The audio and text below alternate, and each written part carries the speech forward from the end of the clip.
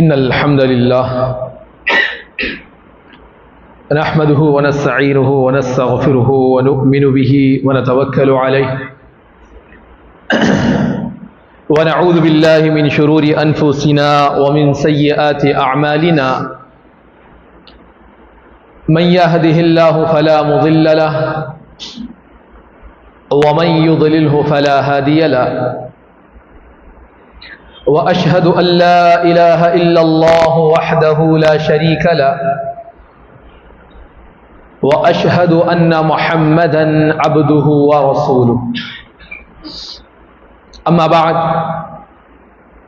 فإن خير الحديث كتاب الله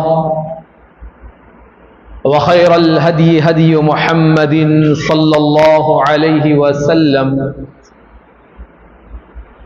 وشر الأمور محدثاتها وكل محدثة بدعة وكل بدعة ضلالة وكل ضلالة في النار.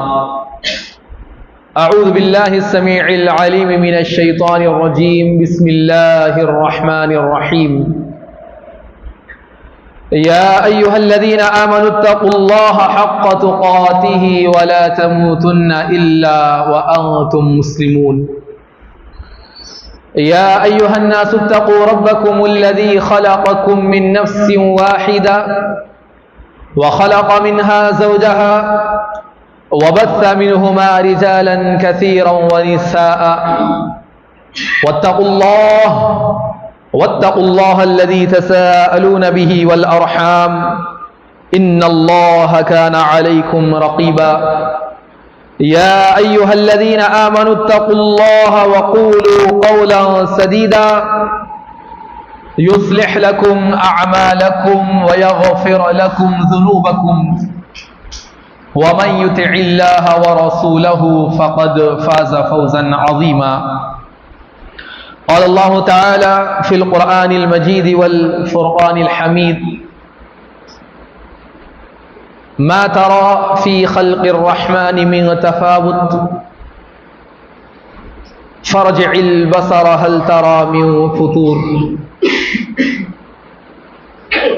معزز سامعین، بزرگان دین، نوجوان ساتھیوں، پیارے بچوں اور پردہ نشین اسلامی ماں اور بہنوں،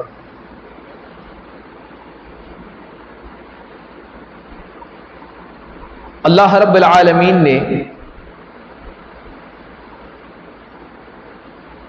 اس کائنات کو بنایا اور اس کائنات میں کچھ ایسی چیزیں رکھی کہ جس کے سبب موسم بدلتے ہیں، حالات بدلتے ہیں، طبیعتیں بدلتی ہیں،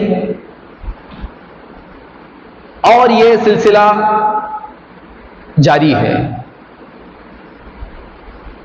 اللہ رب العالمین نے اس کائنات کا نظام اتنا مستحکم اور مضبوط بنایا کہ قرآن مجید میں کہا کہ ما ترى فی خلق الرحمن من تفاوت. بڑا مہربان جو رحمان ہے، اس کی تخلیق میں، یعنی کہ یہ جو کائنات کو اللہ تعالیٰ نے وجود میں لایا ہے، اس میں کہیں کوئی نقص تمہیں نظر آتا ہے، کہیں کوئی کمی تمہیں نظر آ رہی ہے؟ پھر اللہ نے فرمایا فرجع البصر، اپنی نظر کو لوٹاؤ، گھماؤ اور دیکھو، غور کرو.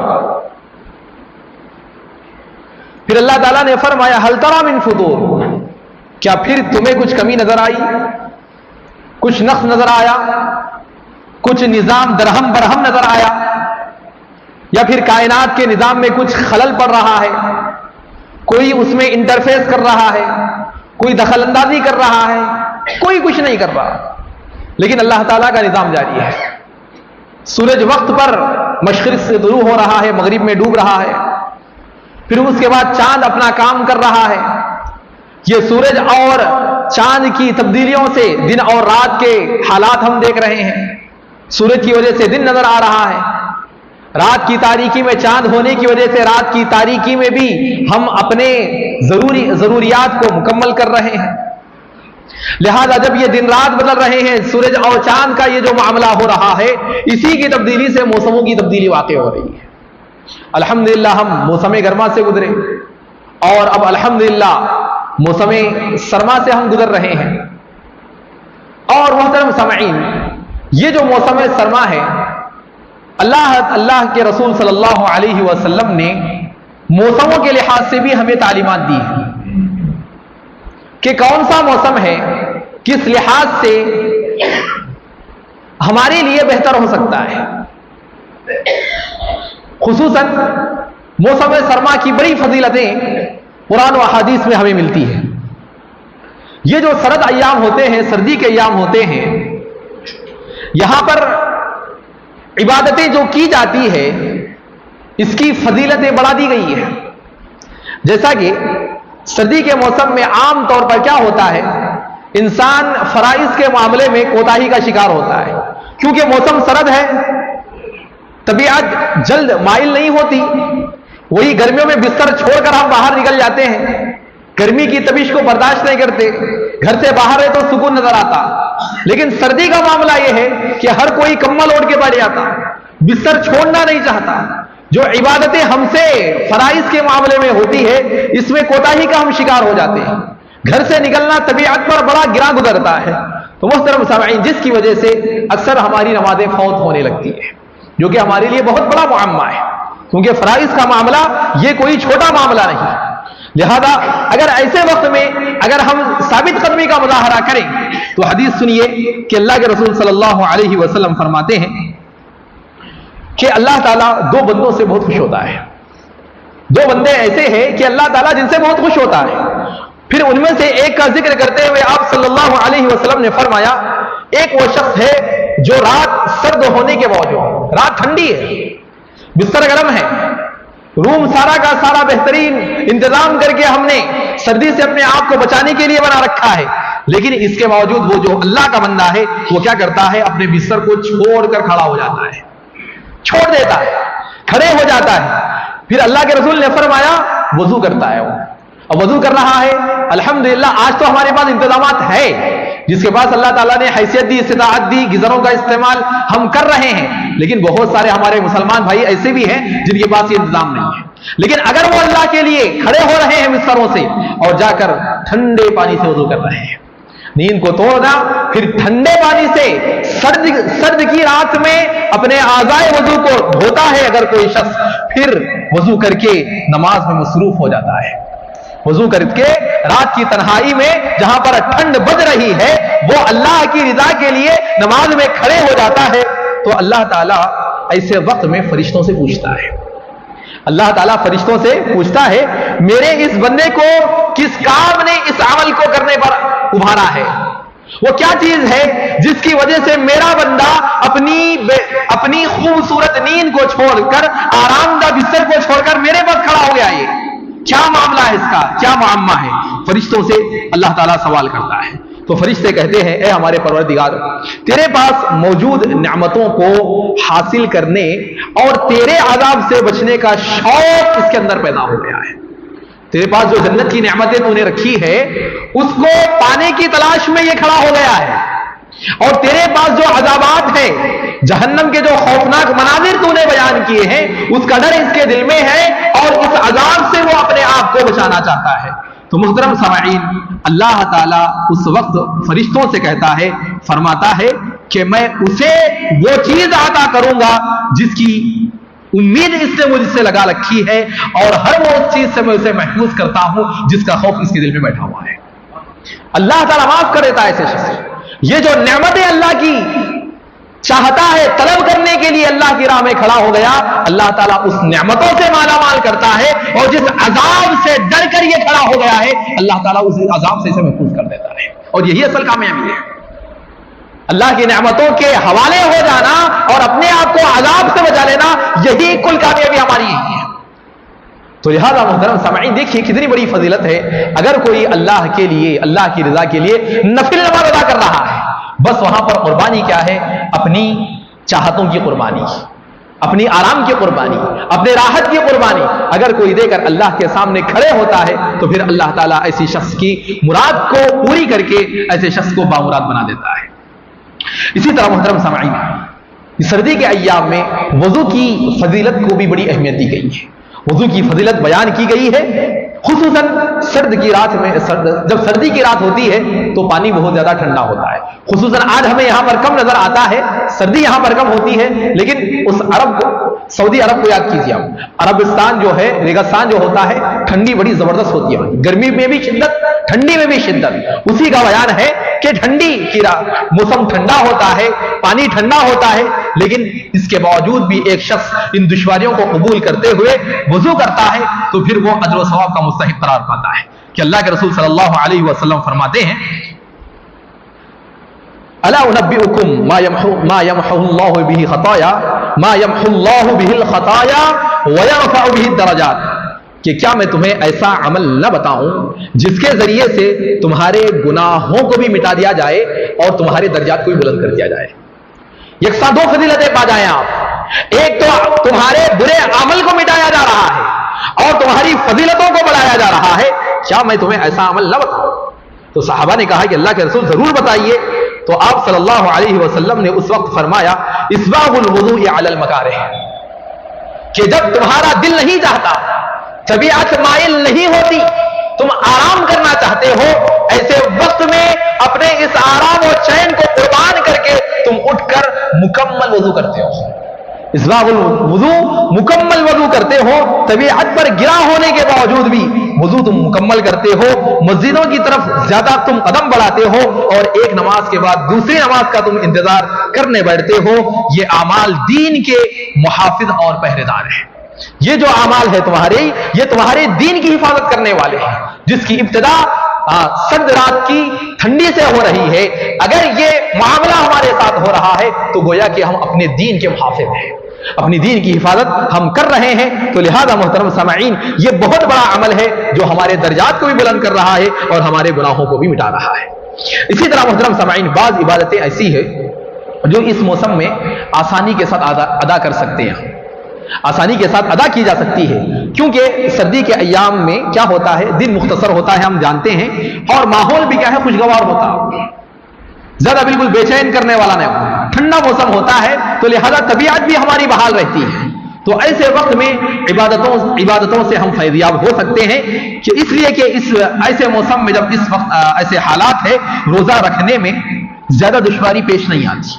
موسم گرما میں جتنی ہم شدت برداشت کرتے ہیں روزے کی، موسم سرما میں اس کا 10% بھی نہیں ہے، بالکل ہمیں 90% سہولت مل جاتی ہے روزہ رکھنے کے سلسلے میں۔ لہذا اللہ کے رسول صلی اللہ علیہ وسلم نے اس موسم میں روزہ رکھنے پر ابھارا ہے، خصوصاً اللہ کے رسول صلی اللہ علیہ وسلم نے فرمایا الغنیمۃ الباردہ الصوم فی الشتاء، کہ اللہ کے رسول نے فرمایا موسم سرما میں روزہ رکھنا بغیر محنت و مشقت کے مال غنیمت حاصل کر لینا ہے۔ مال غنیمت حاصل کرنے کے لیے کیا کرنا پڑتا؟ جنگ کرنا پڑتا، جان کی بازی لگانا پڑتا، اگر جیت گئے تو مال غنیمت ہمیں حاصل ہوتا ہے۔ لیکن اللہ کے رسول بتا رہے ہیں یہ ایسا مال غنیمت ہے موسم سرما کا روزہ جو بغیر جنگ کے تمہیں حاصل ہو گیا، محنت زیادہ نہیں، مشقت زیادہ نہیں، چڑچڑاپن نہیں، غصہ نہیں، زیادہ بھوک نہیں، زیادہ پیاس نہیں، لیکن روزہ مکمل، اجر پورا تم حاصل کر رہے ہو۔ کیسے؟ موسم کا خیال کرتے ہوئے کہ چلو بھائی مختصر موسم ہے، وقت بھی کل جائے گا، ماحول بھی خوشگوار ہے، طبیعت پر گراں ہونے والا نہیں ہے، تو لہذا ہمیں چاہیے کہ روزوں کا اہتمام کریں۔ اسی طرح محترم سامعین، دوسری خوبی اس موسم کی یہ ہے کہ راتیں بڑی طویل ہوتی ہیں، کہ جس کی وجہ سے مومن بندہ ایک آدھا گھنٹہ اپنی تہجد کے لیے نکال سکتا ہے۔ رات چھوٹی ہو تو سوچتے ہیں کہ بھائی نیند مختصر ہوگی تو پھر صبح کا جو ہمارا کاروبار کا وقت ہے، مشغولیت کا وقت ہے، وہاں پر مسئلہ ہو سکتا ہے، لیکن جب راتیں لمبی ہو جائیں تو ہماری نمازیں بھی ادا ہو جائے گی اور اچھی نیند بھی ہم سو سکتے ہیں۔ تو لہذا اللہ کے اسلاف کرام اس موسم کے بارے میں فرمایا کرتے تھے کہ انما کان الشتاء ربیع المؤمن، فرمایا کرتے تھے اسلاف کہ موسم سرما یہ جو ہوتا ہے یہ مومن کے لیے ایک عبادت کا موسم بہار ہے، ایک موسم بہار ہے عبادت کو انجام دینے کے لیے، یہ ہمارے اسلاف کی سوچ تھی۔ اسی طرح محترم سامعین، موسم سرما میں ہمارے اسلاف جو ہے آگے بڑھ چڑھ کر عبادت ہی کیا کرتے تھے، دیکھیے حضرت یحییٰ بن معاذ رحمت اللہ علیہ فرماتے ہیں کہ اللیل طویل، کہ دیکھو موسم سرما میں جو ہے راتیں بڑی لمبی ہے. فرمایا انہوں نے فلا تقصروہ بمنامک، تم سو کر ان راتوں کو چھوٹی مت کر لو. سو گئے، آنکھ لگ گئی، رات کب نکل گئی پتا نہیں چلتا. تو کہا کہ اس طرح خالی سو کر اپنی راتوں کو شارٹ مت بنا لو آپ. اور انہوں نے کہا والاسلام نقی فلا تدنسہ بآثامک، اور بڑی بات انہوں نے بتائی کہ دیکھو اسلام پاکیزہ مذہب ہے، اپنے گناہوں سے اسے ناپاک کرنے کی کوشش مت کرو. راتیں بڑی طویل ہے، سو کر اسے یوں ہی غارت مت کرو، تباہ نہ کرو. اور اسلام جیسا تمہیں مذہب ملا ہے جس کے لیے تم منتخب ہو کے مسلم بن گئے ہو، پھر گناہ کر کے اس پاکیزہ اسلام کو گندا کرنے کی کوشش کرو. اسی طرح محترم سامعین، ہمارے اسلاف کے بارے میں کتنی بڑی باتیں ہیں. حضرت معاذ رضی اللہ عنہ اپنی وفات کے وقت رونے لگے. دیکھیے رونا ہمارے اسلاف کو کس بات پر آتا تھا. وفات کا وقت آیا، رونے لگے. لوگوں نے پوچھا کیا وجہ ہے، کیا مسئلہ ہے. تو اس وقت انہوں نے کہا کہ مجھے 4 چیزوں کے چھوٹنے کا بڑا افسوس ہو رہا ہے.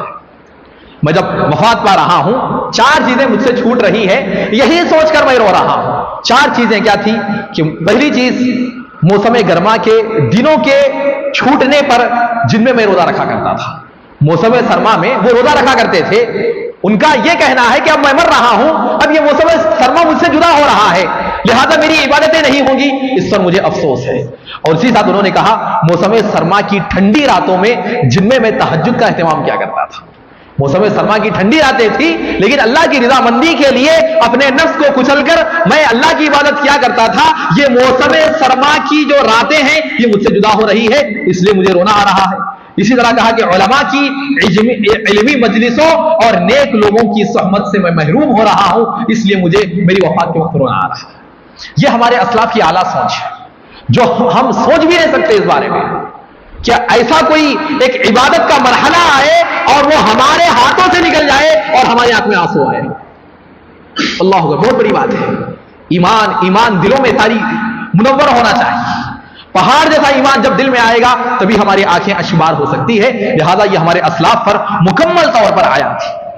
اسی طرح محترم سامعین، یہ بات یاد رکھیے کہ دنیا میں جتنی بھی چیزیں رونما ہوتی ہیں، جو تبدیلیاں واقع ہوتی ہے، عام انسان کے لیے اس میں کوئی اہمیت نہیں ہے. وہ اہمیت ہی نہیں دیتا. وہ نارمل ہے، اور سورج آ رہا جا رہا، دن رات ہو رہی، موسم بدل رہا، حالات بدل رہے، چلتے رہتے ہیں. یہ عام انسان کے لیے ہے، یہ ایک مسلمان کے لیے نہیں ہے ایسا. ایک مسلمان بدلتے ہوئے حالات سے سبق لیتا ہے، یا پھر عبرت حاصل کرتا ہے، یا پھر اپنے آپ کو بدلنے کی کوشش کرتا ہے. کچھ نہ کچھ اسے درس و عبرت حاصل ہوتے رہتی ہے. یہ ایک مسلمان ہے. لیکن ایک بندہ مومن کے لیے یہاں عبرت کا سامان ہوتا ہے. جب سردی کا موسم آتا ہے تو دیکھیے سردی کا موسم میں پتے جھڑنے لگتے ہیں، جسے ہم پتجھڑ کا بھی موسم کہتے ہیں. پتے جھڑنے لگتے ہیں، جو ہمیں یہ پیغام دیتا ہے کہ ایک مومن کے اپنے گناہ کو بھی وہ جھڑا سکتا ہے. یہ پیغام ہے یہاں پر کہ موسم سرما میں جس طرح پتے جھڑ رہے ہیں، یہاں سے ایک مسلمان سبق لیتا ہے کہ بھائی جب اس موسم میں ایک درخت کے پتے جھڑ رہے ہیں تو کیا پھر میرے گناہوں کو جھڑوانے کا میرے پاس کوئی ذریعہ نہیں ہے، کوئی سبب نہیں ہے؟ کیا اس بارے میں سوچ نہیں سکتا؟ یہ تعلیم اللہ کے رسول صلی اللہ علیہ وسلم کی ہے.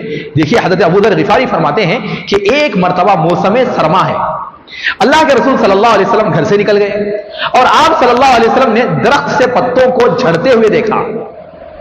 یہ اللہ کے رسول کی تعلیم ہے. دیکھیے کتنی بڑی تعلیم ہے کہ جب ایسے حالات ہوں، جب کوئی ایک نظر آ رہی ہے چیز، وہاں سے ہمیں سبق لینا چاہیے. کہ اللہ کے رسول نے ایک جھاڑ کو دیکھا جس کے پتے جھڑے ہوئے ہیں، تو اللہ کے رسول صلی اللہ علیہ وسلم نے ایک درخت کی 2 ڈالیوں کو پکڑ کر ہلایا.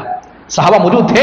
ایک درخت کی جہاں پتے جھڑ رہے تھے 2 ڈالیوں کو ہلایا، جس کی وجہ سے پتے جھڑنے لگ گئے. اور پھر جب حضرت ابو ذر رضی اللہ عنہ کو آواز دی تو ابو ذر رضی اللہ عنہ نے فرمایا اے اللہ کے رسول میں حاضر ہوں.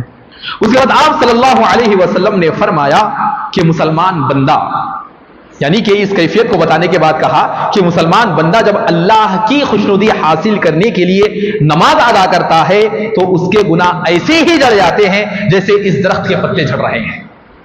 جب میں تحریک کر رہا ہوں، حرکت دے رہا ہوں اس کی ڈالیوں کو، جس طرح یہ پتے جھڑ رہے ہیں، اگر موسم سرما کے ان حالات میں इन दरख्तों के पत्तों के झड़ने से सबक लेते हुए अगर हमारी इबादतें ज्यादा हो गई तो फिर ये इबादतें हमारे गुनाहों को मिटाने का सबब बन जाती है। सबक है मुहतरम सामईन। देखिए आम इंसान ये सबक नहीं ले सकता। मुसलमान होना चाहिए, इबादतों में आगे बढ़ने का शौक, दिलचस्पी होनी चाहिए, तो हमारी नजरों में आने वाले दरख्त भी हमें एक बहुत बड़ा पैगाम देकर चले जाते हैं। इसी तरह मुहतरम सामईन, मौसम गर्मा में देखिए गर्मी की शिद्दत बहुत ज्यादा होती है और मौसम सरमा में सर्दी की शिद्दत बहुत ज्यादा होती है। यहां पर भी हमें पैगाम मिलता है कि जहन्नम ने, सही बुखारी की रिवायत के मुताबिक, जहन्नम अपने रब से शिकायत करती है। क्या शिकायत करती है कि ए मेरे रब, मेरा जो एक हिस्सा है वो दूसरे हिस्से को खाए जा रहा है, खा रहा है। तो उसके बाद अल्लाह ताला ने उसे फरमाया कि तू साल में 2 मरतबा सांस लेने की तुझे इजाजत है। जब एक हिस्सा दूसरे हिस्से को खाया जा रहा है तो ठीक है, तू सांस ले ले। जहन्नम को सांस लेने की अल्लाह ताला ने इजाजत दी। फिर क्या हुआ, एक मरतबा मौसम सरमा में अंदर की तरफ और दूसरी मरतबा मौसम गर्मा में बाहर की तरफ जहन्नम जो है सांस लेती है। लिहाजा जब वो बाहर की तरफ सांस छोड़ती है तो तुम सख्त गर्मी महसूस करते हो। ये जो सख्त गर्मी है ये जहन्नम की सांस का छोड़ना है। वो भी सख्त गर्मी जो तुम महसूस करते हो ये उसका सिर्फ सांस का छोड़ना है। और फिर फरमाया जब वो अंदर की तरफ सांस लेती है तो तुम सख्त ठंडक महसूस करते हो। तो मुहतरम सामईन, ये जो सर्द गर्म है यहां पर हमें ये पैगाम दिया जा रहा है कि जरा जन्नत और जहन्नम की गर्मी सर्दी को भी याद करो। जहन्नम की ये जो मौसम सरमा है तुम्हें जहन्नम की भी याद दिलाए और मौसम जो गर्मा है वो भी तुम्हें जहन्नम की याद दिलाए। यही वजह है कि जहन्नमियों को जब जहन्नम में अजाब दिए जाएंगे उनमें एक अजाब गर्म और सर्द पानी का भी होगा, ठंडे और गर्म पानी का भी अजाब होगा कि अल्लाह ताला ने फरमाया हाजा फलयज़ूक़ूहु हमीम व गस्साक़ व आखिरु मिन शक्लिही अज़वाज, के चखो ये गर्म खौलता हुआ पानी और ये सख्त ठंडा पानी है। इसके अलावा और तरह तरह के अजाब तुम्हारे लिए बनाए गए हैं। तो मुहतरम सामईन यहां पर देखिए अल्लाह ने 2 लफ्जों का इस्तेमाल किया, हमीम व गस्साक़। हमीम बिल्कुल गर्म शिद्दत से खौलता हुआ पानी को कहते हैं और उसी के उलट सख्त ठंडा पानी जहन्नमियों को दिया जाएगा। और इब्न कसीर रहमतुल्लाह अलैह ने यही फरमाया कि हमीम इंतहाई शदीद गर्म पानी को और गस्साक़ उसकी जिद यानी कि सख्त ठंडा पानी जिसका पीना इंसान के लिए बड़ा मुश्किल है, ये जहन्नमियों के लिए अज़ाब है। तो लिहाजा मुहतरम सामईन, ये जो मौसम बदल रहा है, हम सर्दी महसूस कर रहे हैं, गर्मी महसूस कर रहे हैं, ये कम से कम ये चीज होनी चाहिए कि उसके सिवा हमारी आखिरत हमें याद आ जाए, जहन्नम का एक मंजर हमारी आंखों के सामने आ जाए। ये वो ज़हनियत है जो हमें इबादतों के मामले में सबखत करने की तालीम देती है। उसी के बरक्स जब जन्नत के नेमतों का तज़किरा अल्लाह ताला ने फरमाया तो वहां पर जन्नतियों को ना गर्मी लाहिक होने की बात कही गई है और ना सर्दी लाहिक होने की बात कही गई है, क्योंकि ज्यादा गर्मी का भी लगना सर्दी का भी लगना यह अजियत का बाइस है। लेकिन अल्लाह ताला ने फरमाया मुत्तकीईन फीहा अलल अराइक, ये जो जन्नती है जन्नत में अपने सोफों पर कालीनों पर टेक लगाए हुए होंगे। ला यरौना फीहा शम्सा वला ज़महरीरा, अल्लाह ने फरमाया वहां ना उन्हें गर्मी की शिद्दत महसूस होगी और ना जाड़े की सख्ती महसूस होगी, कुछ नहीं, बिल्कुल मुअतदिल दरमियाना मौसम उन्हें लायक होगा। ना गर्मी की शिद्दत वो महसूस कर पाएंगे और ना सर्दी की सख्ती वो महसूस कर पाएंगे।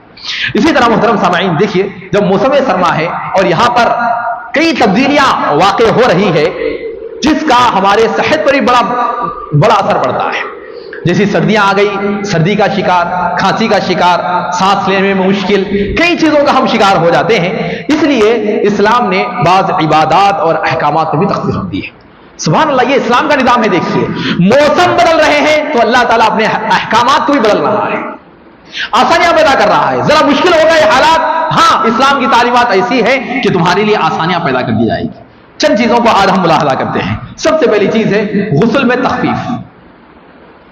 गुस्ल में तकलीफ का क्या मसला है? सर्दी के मौसम में अगर गुस्ल की जरूरत पेश आए, सर्दी का मौसम है, सख्त ठंडा है और अभी हम पर नहाना फर्ज हो गया है, पानी के इस्तेमाल में दुश्वारी पेश आ रही है, तो ऐसे वक्त में अल्लाह के रसूल सल्लल्लाहु अलैहि वसल्लम ने हल्का फुल्का गुस्ल कर लेने की इजाजत दी है। یہ کافی ہے کہ انسان ہلکا پھلکا غسل کر لے. حضرت جابر رضی اللہ عنہ فرماتے ہیں کہ میں نے اللہ کے رسول صلی اللہ علیہ وسلم سے دریافت کیا کہ ہم ایک سرد علاقے میں رہتے تھے, غسل جنابت رہتے ہیں تو غسل جنابت کیسا کریں؟ احتلام ہو جائے, جنوبی ہو جائے انسان تو پھر کیسے وہ غسل کریں؟ تو آپ صلی اللہ علیہ وسلم نے فرمایا میرا معاملہ یہ ہے کہ اس طرح کی سرد راتوں میں اپنے جسم پر 3 چلو پانی بہا لیتا ہوں, یعنی کہ کم پانی میں ہلکا پھلکا غسل میں کر لیتا ہوں. لہذا ایسی سرد راتوں میں تمہیں سارے جسم پر پانی بہا کر اپنے جسم کو صحت سے غیر صحت مندی کی طرف اور اسی طرح بیماری کی طرف لے کر جانا نہیں ہے. ہلکے پھلکے غسل کے ذریعے سے تم اپنے آپ کو پاک کر سکتے ہو.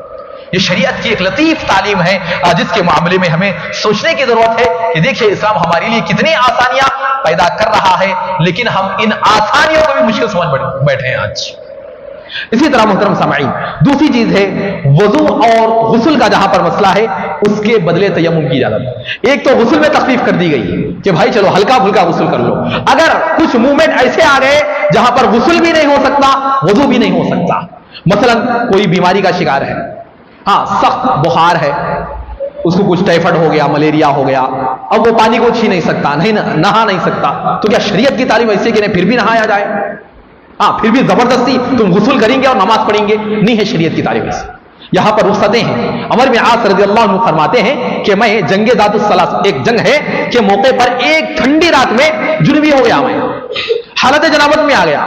اب مجھے خوف ہوا کہ اگر میں غسل کر لیتا اس رات, اس ٹھنڈی رات میں, تو میں اپنے آپ کو ہلاک کر لیتا, مری جاتا میں. ایسی ٹھنڈی رات تھی. عمر بن عاص رضی اللہ عنہ فرما رہے ہیں اس لیے میں نے اس وقت میں کیا کیا, تیمم کر کے اپنے ساتھیوں کو نماز پڑھا دی. پانی کا استعمال نہیں کیا, جنوبی ہو گئے, غسل واجب تھا, لیکن کیا کیا میں صرف تیمم کر دیا اور اپنے ساتھیوں کو نماز پڑھا دیا.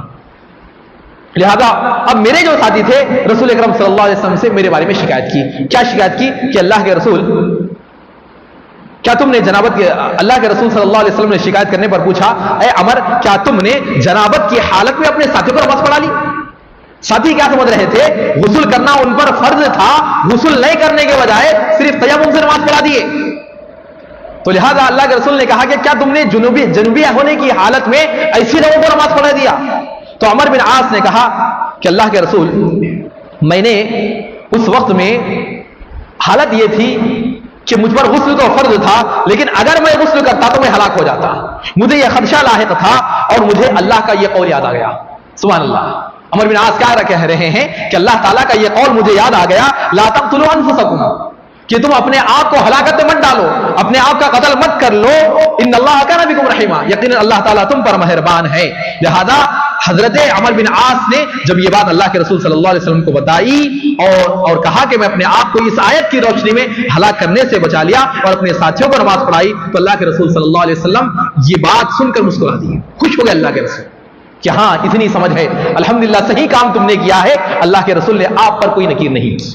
تو لہذا یہ واقعہ ہمیں بتا رہا ہے اگر شدت ایسی ہو جائے, طبیعت کا مسئلہ ایسا ہو جائے, اگر ہم پانی کو ہاتھ نہیں لگا سکتے تو محترم سامعین تیمم کے ذریعے سے ہم اپنا وضو مکمل کر کے, غسل کو مکمل کر کے عبادتوں کے لیے تیار ہو سکتے ہیں.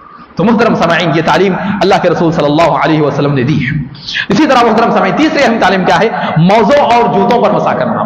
سردی کا موسم ہے, ٹھنڈ لگ رہی ہے, تو ایسے وقت میں ہم کیا کرتے, موزے پہن لیتے, ساکس پہن لیتے, پیتائے پہن لیتے, اوپر سے جاکٹ پہن لیتے, پھر گرم ٹوپی لگا لیتے. تو اس سلسلے میں شریعت کی تعلیم یہ ہے کہ حضرت ثوبان رضی اللہ عنہ فرماتے ہیں کہ اللہ کے رسول صلی اللہ علیہ وسلم نے ایک سریہ بھیجا, یعنی کہ جس میں اللہ کے رسول موجود نہیں رہتے اور وہ جنگ کے لیے صحابہ نکلتے ہیں تو اسے سریہ کہا جاتا ہے. وہاں لوگوں کو زبردست ٹھنڈ لاحق ہوئی.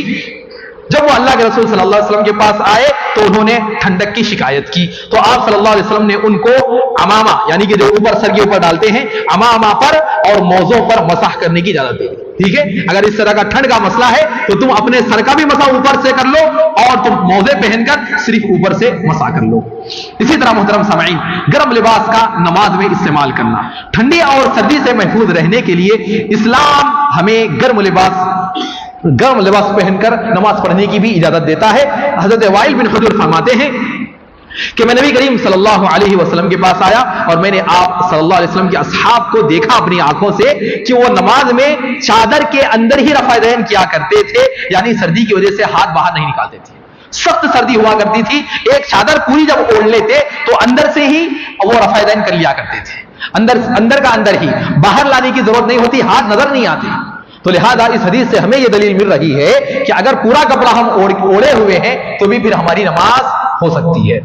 اسی طرح محترم سامعین، اور ایک تعلیم یہ دی گئی ہے موسم سرما میں ظہر کی نماز میں جلدی ادا کرنا، کہ اللہ کے رسول صلی اللہ علیہ وسلم موسم گرما کے مقابلے میں موسم گرما میں تاخیر کر دے اور موسم سرما میں نماز ظہر کو جلد ادا فرما دے. حضرت انس بن مالک فرماتے ہیں کہ کان النبی صلی اللہ علیہ وسلم اذا كان الحر ابرد بالصلاة واذا كان الابرد بکر بالصلاة، یعنی جب گرمی کا موسم ہوتا تو نماز ظہر میں تاخیر سے اور ٹھنڈے وقت میں ادا کرتے، اور جب سردی کا موسم ہوتا تو نماز جلد ادا کرتے.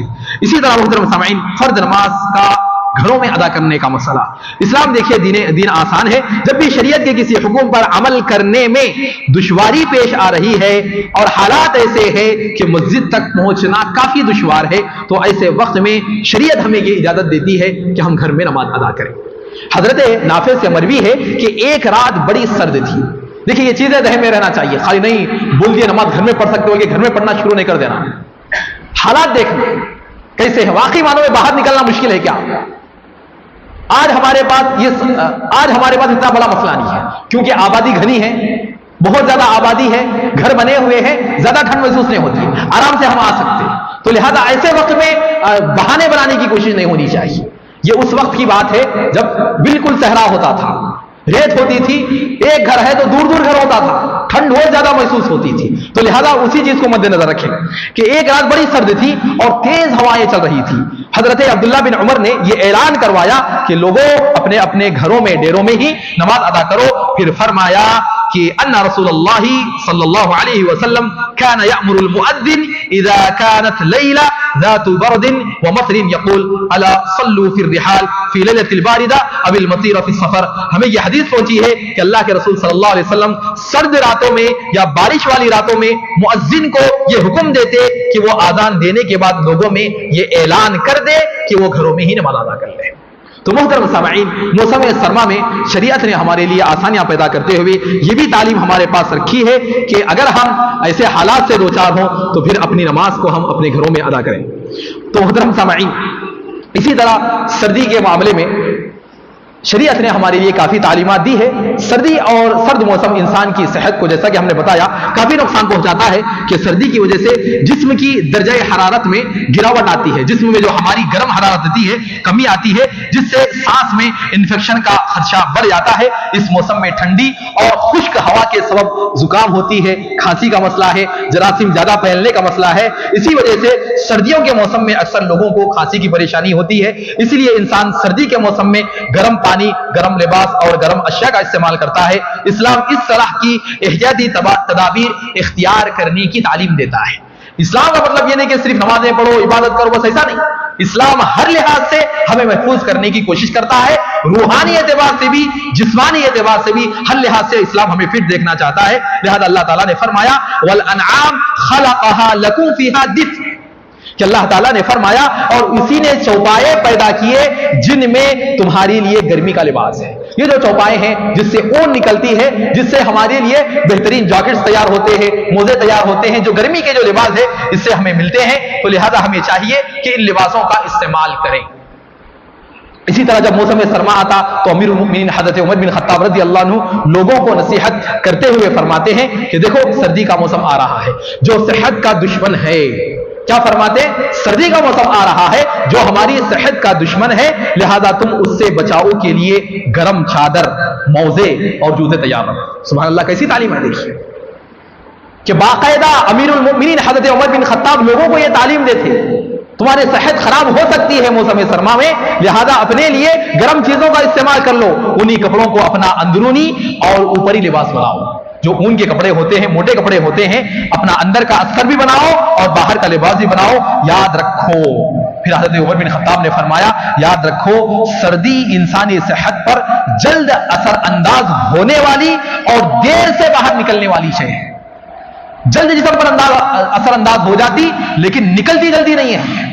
سردی بہت جلدی لگ جاتی ہے لیکن باہر آنے میں وقت لگ جاتا ہے، 8 دن 15 دن انسان برابر سر درد کا شکار ہے، ناک بہ رہی ہے اس کی، گلا اس کا خراب ہو رہا ہے، اسے سینہ بھر رہا ہے، کتنی چیزوں سے انسان دوچار ہو جاتا ہے لیکن یہ چیزیں جلد ختم نہیں ہوتی۔ تو لہذا شریعت میں موسم سرما کے تعلق سے یہ تعلیمات ہمیں دی ہے۔ تو لہذا محترم سامعین، کہنے کا مقصود یہ ہے، پیغام یہ ہے کہ دیکھیں شریعت نے ہمارے لیے اتنے آسانیاں پیدا کی ہیں، اتنی سہولتیں ہمارے لیے رکھی ہے، موسم گرما کا اعتبار کر کے، موسم سرما کا اعتبار کر کے، ہماری طبیعتوں کا اعتبار کر کے، حالات کا اعتبار کر کے ہمارے لیے شریعت نے اتنی آسانیاں پیدا کی ہے۔ تو پھر محترم سامعین، ان آسانیوں کا احسان ہم کیسے چکائیں گے؟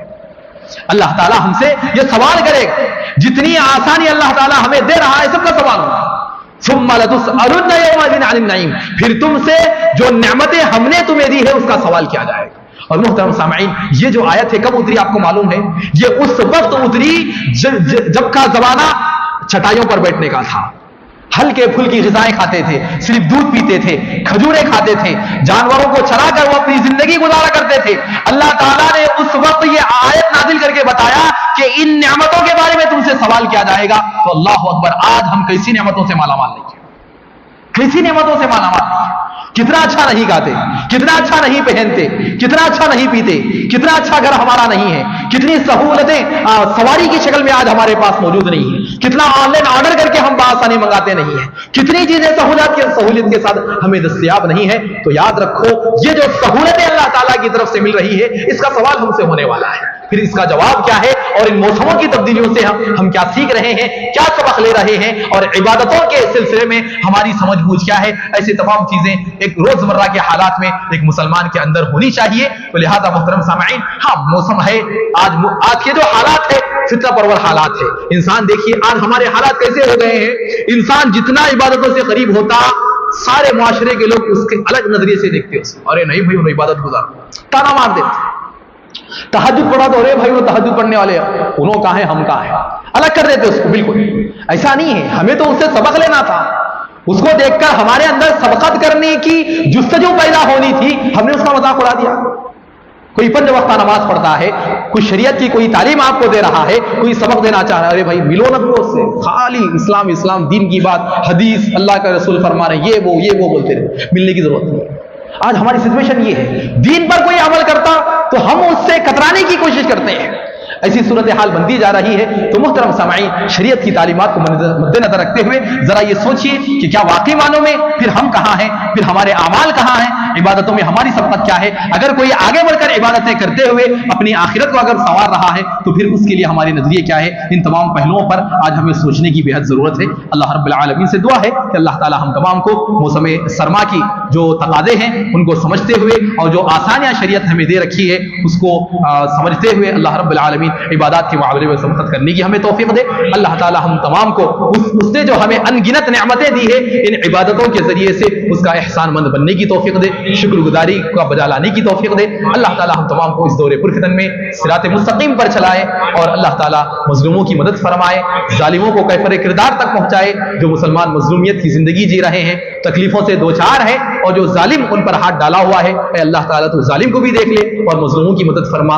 جو لوگ صحت سے دور ہیں اللہ تعالیٰ انہیں صحت مند بنا، جو بیماری میں پڑے ہوئے ہیں اے اللہ تعالیٰ انہیں شفا عاجلہ اور کاملہ عطا فرما، جو سحر جیسے مرض میں مبتلا ہے اللہ تعالیٰ اس مرض سے تو شفا دینے والا ہے لہذا انہیں تو شفا عطا فرما، اور جو ہمارے معاشرے میں پریشان حال لوگ ہیں، پریشانیوں سے جوجھ رہے ہیں، جو قرض میں دبے ہوئے ہیں اے اللہ تعالیٰ ان مشکلات سے انہیں باہر لے آ، آمین ثم آمین۔ بارک اللہ لنا ولکم فی القرآن العظیم ونفعنا وإياکم بالآیات والذکر الحکیم، انہ تعالی جواب کریم ولکم رب الحلیم۔